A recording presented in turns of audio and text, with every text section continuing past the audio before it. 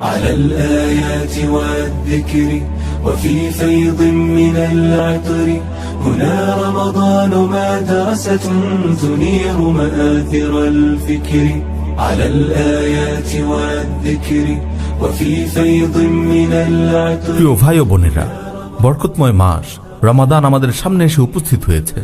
পবিত্র রমাদান হচ্ছে এমন একটি প্রশিক্ষণ শিবির। এই প্রশিক্ষণ শিবিরে মানুষেরা ইবাদতের প্রশিক্ষণ নিয়ে থাকে, অতঃপর সারা বছর ব্যাপী সেই প্রশিক্ষণ অনুযায়ী আমল করে। صوم فيه مرحمة به الحسنات كالقطر به الحسنات প্রিয় ভাই ও বোনেরা, كالقطر হাদিসে রোজার অনেক ফজিলত বর্ণিত হয়েছে। রাসূল সাল্লাল্লাহু আলাইহি ওয়াসাল্লাম বলেন, মান সামা রমাদানা ঈমানান ওয়া ইহতিসাবান গুফিরা লাহু মা তাকদ্দামা মিন যামবি। যে ব্যক্তি ঈমানের সাথে সওয়াবের আশায় রমাদানে রোজা রাখবে, তার পূর্বের সকল গুনাহ ক্ষমা করে দেওয়া হবে। تراويح ومغفرة تجود عليك بالأجر وصوم রমজান মাসে রয়েছে কিয়ামুল লাইল ও তারাবিহের সুবর্ণ সুযোগ।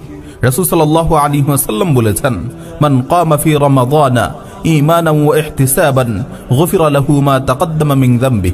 যে ব্যক্তি ঈমানের সাথে সওয়াবের আশায় রমাদানে তারাবিহ ও কিয়ামুল লাইল আদায় করবে, তার পূর্বের সকল গুনাহকে ক্ষমা করে দেওয়া হবে। فيك يغمرنا كتاب الله بالذكر سنحيا فيك يغمرنا প্রিয় ভাই ও বোনেরা, রমজান হচ্ছে কুরআন নাজিলের মাস।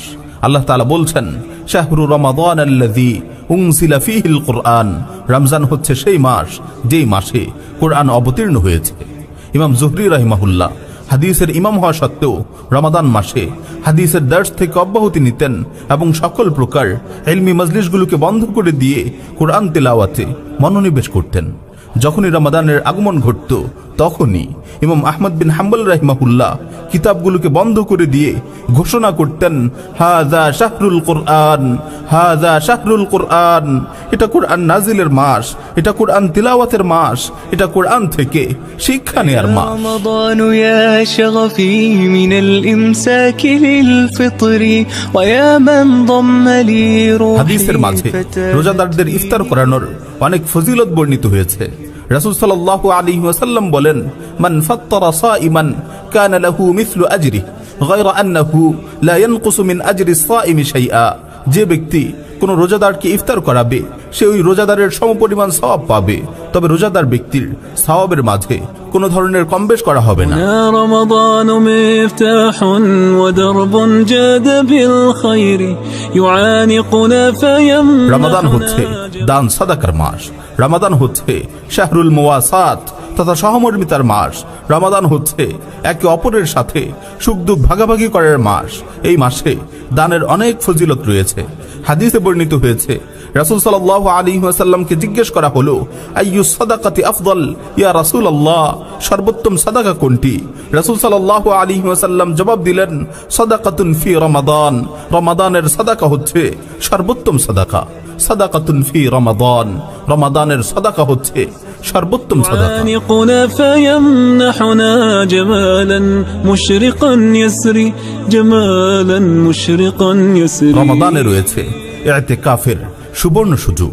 রাসূল সাল্লাল্লাহু আলাইহি ওয়াসাল্লাম সর্বদাই রমাদানের শেষ দশকে ইতিকাফ করতেন। وبليلة القدر العظيمة قدرها فتان وتعتق الأرواح من مخزون রমাদানের শেষ দশকে রয়েছে এমন এক বরকতময় রাত, যে একটি রাত হাজার মাস থেকে উত্তম।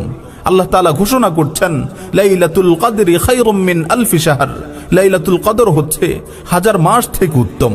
রাসূল সাল্লাল্লাহু আলাইহি ওয়াসাল্লাম রমাদানের শেষ দশকের রাত্রগুলোতে নিজে জেগে থাকতেন এবং তার পরিবারের সকলকে জেগে থাকতে উদ্বুদ্ধ করতেন, যাতে করে কিছুতেই যেন তার পরিবারের লোকেরা এই বরকতময় রাত থেকে বঞ্চিত না হয়ে যায়, যাতে করে কিছুতেই যেন তার পরিবারের লোকেরা এই বরকতময় রাতকে হারিয়ে না ফেলে। ذنب قد غدا مغفور وجرح في الحشايا برا প্রিয় ভাই ও বোনেরা, রমজান হচ্ছে তাওবা ও ইস্তেগফারের শ্রেষ্ঠ সময়। এই মাসে রয়েছে অতীতের গুনাহগুলো ক্ষমা করানোর সুবর্ণ সুযোগ। সবচেয়ে হতভাগা হচ্ছে সে ব্যক্তি যে রমজান পেল কিন্তু তার গুনাহসমূহকে ক্ষমা করাতে পারল না। সবচেয়ে হতভাগা হচ্ছে সে ব্যক্তি যে রমজান পেল কিন্তু তার গুনাহসমূহকে ক্ষমা করাতে পারল না। কারণ রাসূল সাল্লাল্লাহু আলাইহি ওয়াসাল্লাম বলেছেন, ওই ব্যক্তি ধ্বংস হোক, ওই ব্যক্তি ধ্বংস হোক, ওই ব্যক্তি ধ্বংস হোক যে রমাদান পেল কিন্তু তার অতীতের গুনাহসমূহকে ক্ষমা করাতে পারল না। পুরো রমাদান জুড়ে রমাদানের ইবাদত সংক্রান্ত নতুন নতুন ভিডিও পেতে সাবস্ক্রাইব করুন ইবাদাহ চ্যানেল লিংক ডিসক্রিপশনে।